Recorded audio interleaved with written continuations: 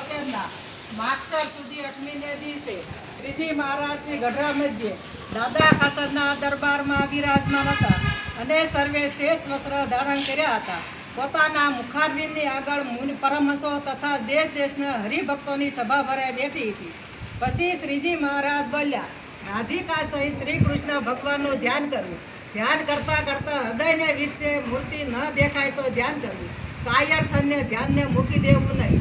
એવા આગ્રહવાળા ભક્તો પર ભગવાનની મોટી કૃપા થાય છે અને ભગવાન એને ભક્તે કરીને ભગવાન એને વશ થઈ જાય છે. અતિ વસ્તાનું ગઢડા પ્રથમનું 5મું.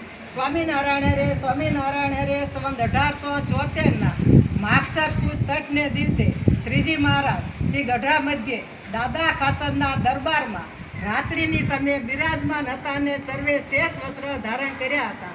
પોતાના મુખારબિંદની આગળ મુનિ તથા દેશ દેશના હરિભક્તોની સભા ભરાઈ બેઠી હતી. પછી શ્રીજી મહારાજ બોલ્યા, જેના અંતરમાં અખાણ મૂર્તિ દેખાતી હોય તો ભગવાને જે અવતાર કરીને જે થાનેકને વિશે જે લીલા કરી હોય તે સંભાળી રાખવા.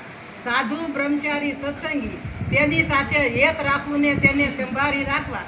શ્યા સારું. કદાપી દેહ મૂક્યા સમયે ભગવાનની મૂર્તિ ભૂલી જવાય તો ભગવાને જે થાનકને વિશે લીલા કરી હોય તે સાંભળી આવે.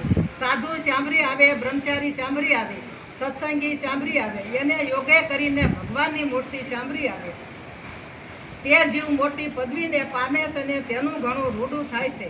તે માટે અમે મોટા મોટા વિષ્ણુ જ્ઞાન કરીએ છીએ. જન્માષ્ટમી એકાદશીના વર્ષો ઉત્સવ કરીએ છીએ. તેમાં સાધુ બ્રહ્મચારી સત્સંગીને ભેળા કરીએ છીએ. કદાપી તેમાં પાપી જીવ આવ્યો તો અનકાળે એને ધામની પ્રાપ્તિ થાય. અતિ વસનાનું ગઢડા પ્રથમનું 3. સ્વામિનારાયણ હરે સ્વામિનારાયણ હરે સંવત 1800 માગસર સુદ 14 શ્રીજી મહારાજ શ્રી ગઢડા મધ્યે દાદા ખાતરના દરબારમાં બિરાજમાન હતા અને સર્વે શ્રેષ્ઠ વસ્ત્ર ધારણ કર્યા હતા. પોતાના મુખારની આગળ મુનિ તથા દેશ દેશના હરિભક્તોની સભા ભરાઈ બેઠી હતી. પછી બ્રહ્માનંદ સ્વામીએ પ્રશ્ન પૂછ્યો, હે મહારાજ, વાસનાનું શું રૂપ છે? પૂર્વે જે વિષય ભોગવા હોય, દીઠા હોય ને ચામડ્યા હોય તેને અંતકરણને વિશે ઈચ્છા વધતા કરે તેને વાસના કહે છે. અને જે વિષય ભોગવવામાં ન આવ્યા હોય અને અંતકરણને વિશે ઈચ્છા વધતા કરે તેને વાસના કહીએ છીએ. પછી મુક્તાનંદ સ્વામીએ પ્રશ્ન પૂછ્યો, હે મહારાજ, એકાંતિક ભક્તો કોને કહેવાય? ભગવાન વિના ક્યાંય પ્રીતિ ન હોય ને બ્રહ્મરૂપ થઈને ભગવાનની ભક્તિ કરતો હોય તેને એકાંતિક ભક્ત કહીએ. અતિ વસનામું ગઢડા પ્રથમનું 11મું સહજાનંદ સ્વામી મહારાજ.